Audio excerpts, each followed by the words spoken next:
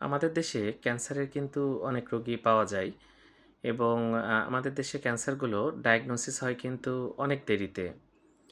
তো ক্যান্সারের ক্ষেত্রে যত আগে ডায়াগনোসিস করা যায় তত কিন্তু ভালো এবং চিকিৎসাটা অনেক ভালো হয়। তো দেখা যায় আমাদের দেশে যে ক্যান্সারগুলো ছড়িয়ে যাচ্ছে, অন্য কোথাও চলে যাচ্ছে, তখন ডায়াগনোসিস হয়, তখন কিন্তু বেশি কিছু আর করারও থাকে না।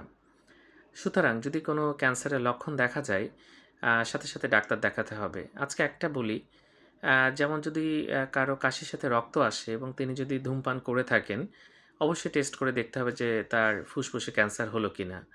এটা যদি আগেভাগে ধরা পড়ে চিকিৎসা অনেক ভালো হবে এবং তিনি অনেক ভালো থাকবেন। তো ধূমপান করা যাবে না। ধূমপান করলে কিন্তু ফুসফুসের ক্যান্সার হয় এবং আরেকটা জিনিস খেয়াল রাখবেন সেটা হচ্ছে যে যদি ধূমপান যিনি করেন তার যদি কখনো কাশির সাথে রক্ত আসে, এটা খুব দ্রুত ডাক্তার দেখাতে হবে। ধন্যবাদ সবাইকে।